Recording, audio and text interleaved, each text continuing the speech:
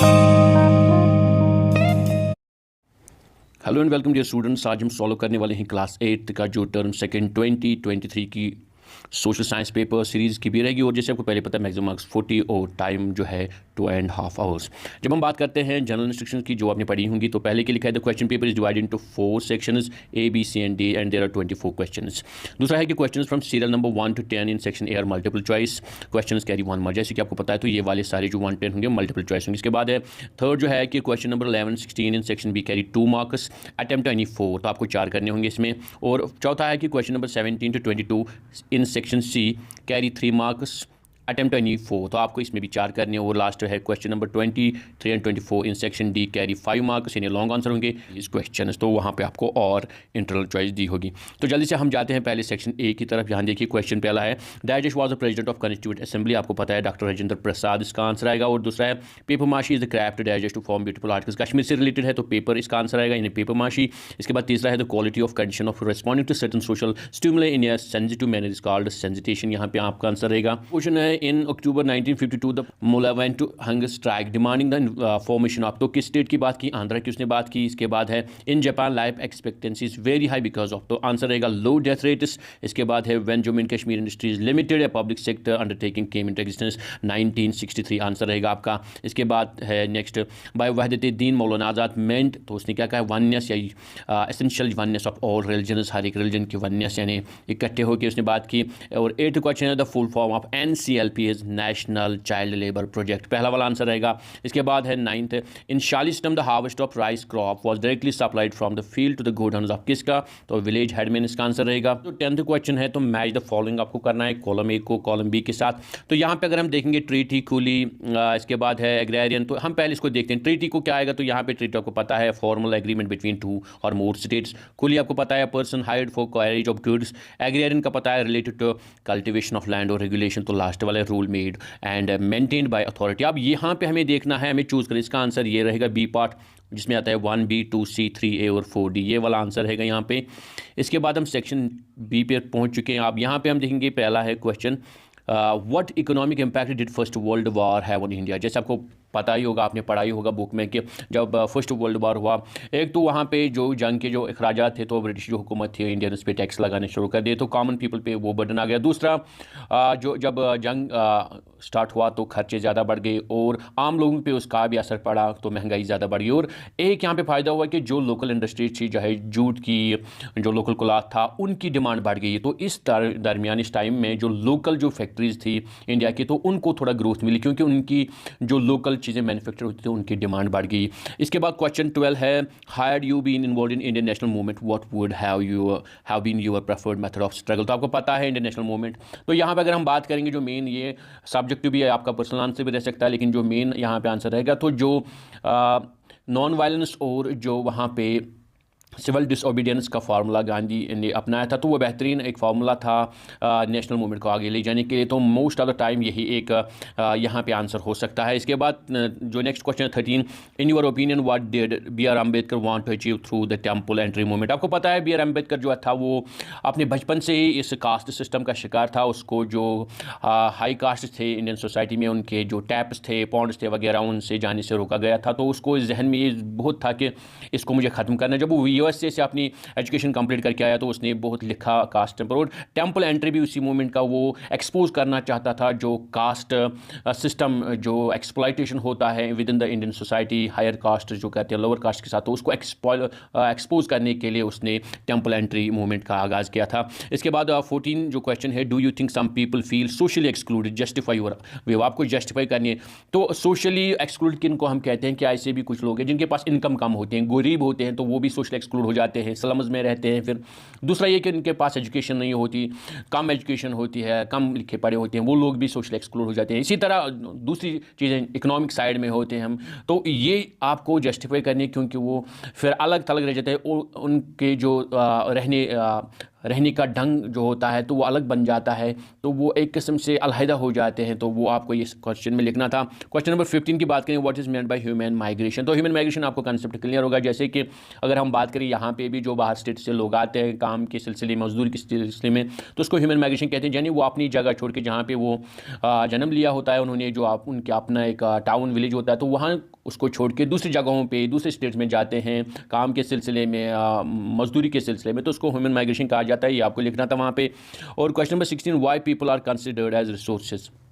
तो रिसोर्सेज क्यों कहा गया है ह्यूमन बींग्स को, इंसानों को? क्योंकि जो भी कोई रिसोर्स है यहाँ पे आपको अवेलेबल है, जियोग्राफी में आपने पढ़ा होगा कि जो भी रिसोर्स है उसको यूटिलाइज करने के लिए आपको आखिर में किन की ज़रूरत पड़ती है? इंसानों की ज़रूरत पड़ती है। तो इंसानों के बगैर, इंसानों के इंटरवेंशन के बगैर कोई भी चीज़, अगर कोई भी रिसोर्स अगर आपके पास है वो आप यूटिलाइज नहीं कर सकते। तो यहाँ पर यही कहा गया है कि असल में जो पीपल है, जो इंसान है, वो भी एक रिसोर्स है और इम्पॉर्टेंट रिसोर्स है, क्योंकि यही इनके इंटरवेंशन ही तमाम रिसोर्स जो आपके पास चीज़ें हैं यहाँ पे उनको आप फ़ायदे में, उनको आप यूज़ में ले सकते हो। तो इसीलिए इंसानों को भी रिसोर्स कहा गया है। इसके बाद सेक्शन सी की तरफ चलते हैं। यहाँ पे हम देखिए क्वेश्चन नंबर 17 है, what were different reasons people had for not sending girls to school. ये भी आपने पढ़ा होगा कि क्यों पहले ज़माने में अपनी बच्चियों को लोग स्कूल नहीं छोड़ते थे। तो पहला यही होता था कि उनको डोमेस्टिक काम करवाना होता था अपनी बच्चियों से, वो चाहते थे कि घर में ही रहें, चाहते थे कि अपनी लड़कियों को, अपनी बच्चियों को स्कूल भेजें। दूसरा ये भी होता था कि उनको ये जहन में रहता कि इनको पब्लिक प्लेस से जाना है, इनको बाज़ारों से जाना होगा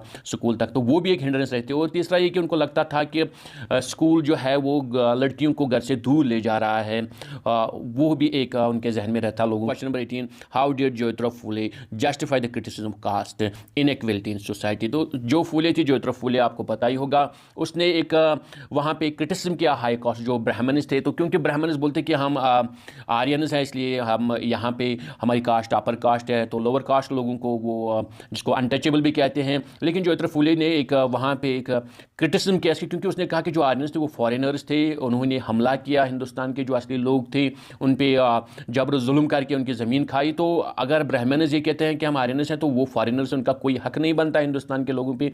असल में जो हिंदुस्तान है वो लो कास्ट यानी जो अनटचेबल थे उनका है। तो ज्योतिराव फूले ने ये क्रिटिसिज्म किया अपर कास्ट का कि असल में आप लोग यहाँ पे फॉरेनर्स हो, आपने यहाँ पे आके हम पे हमला किया, हमारी ज़मीनों को छीना, हमारी मुल्क को छीना है, तो आपका यहाँ पे कोई हक नहीं बनता है। एम give two arguments against the reservation of seats and jobs to Adivasis. तो आपको आर्गुमेंट्स, दो आर्गुमेंट्स, लेकिन अगेंस्ट बोलना है रिजर्वेशन।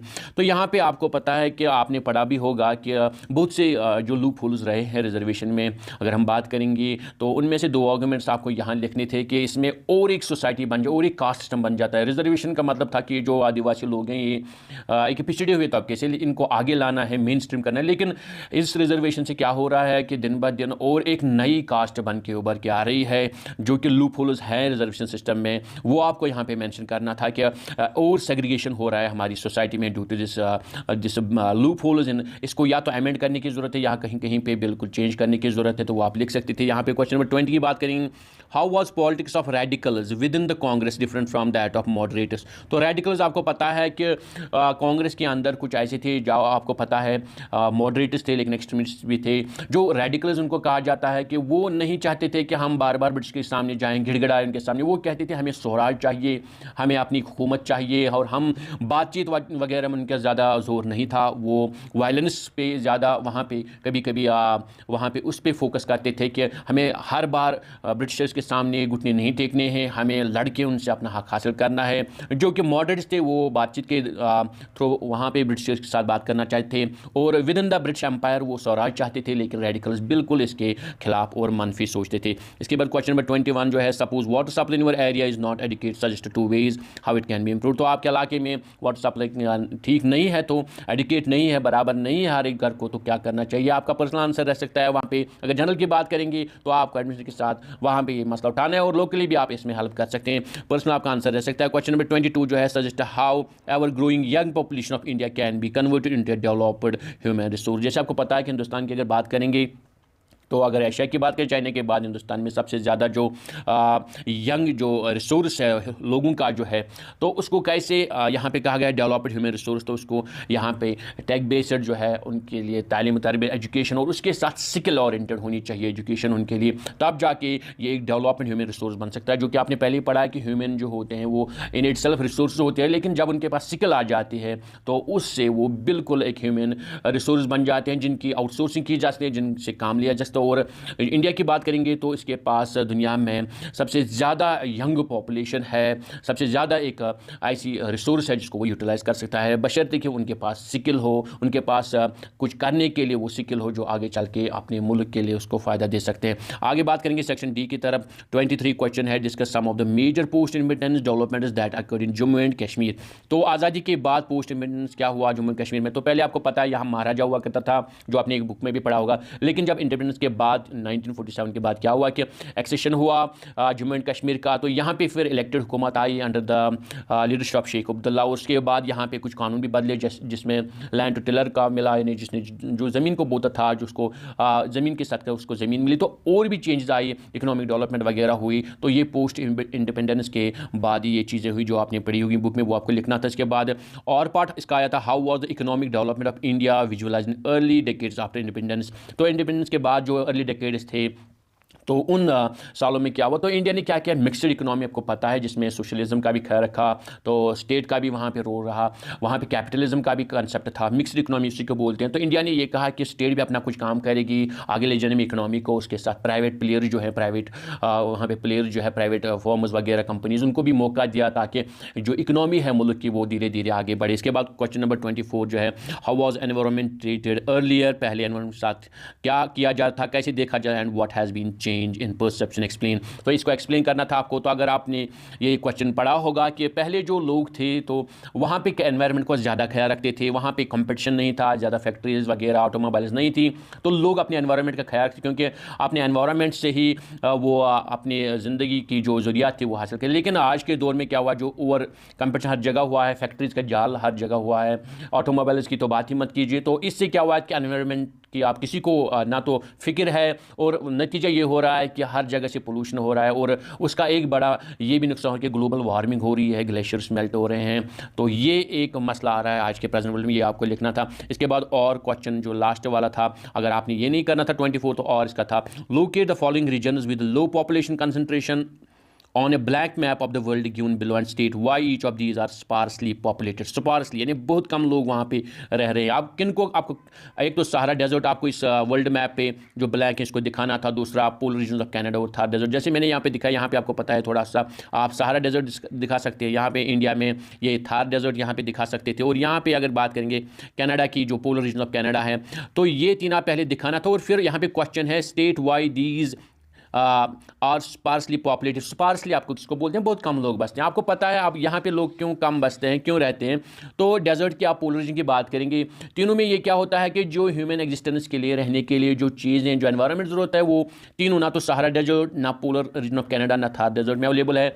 एक तो वहाँ पे पानी की कमी रहती है, फसलों के लिए आपके लिए पानी नहीं रहता है, अगर आप बनाना चाहते हैं स्ट्रक्चर बिल्डिंग वगैरह, उसके लिए भी वहाँ पे मजबूत, क्योंकि रेत हर जगह होती है, वो भी वहाँ पे आपको मुश्किलात रहती है। वहाँ पे ज़्यादा क्लाइमेट जो रहता है ड्राई रहता है, हॉट रहता है, वहाँ पे गर्मी से मरने का खतरा रहता है, वहाँ पे आपके क्रॉप्स के लिए ज़्यादा वहाँ पे एनवायरनमेंट ठीक नहीं रहता है। तो ये सारी चीज़ें मिल के ये होता है कि लोग वहाँ पे जाना पसंद नहीं करते हैं, और नतीजतन लोग कम ही बसते हैं। तो स्पार्सली पॉपुलेटेड रहता है ये एरिया। तो इसीलिए Sahara desert, polar region of Canada और थार डेजर्ट है, ये स्पार्सली पॉपुलेटेड हैं। Students, it was paper of social science for the year 2023। अगर वीडियो आपको पसंद आया, वीडियो को लाइक करें, दोस्तों के साथ शेयर करें।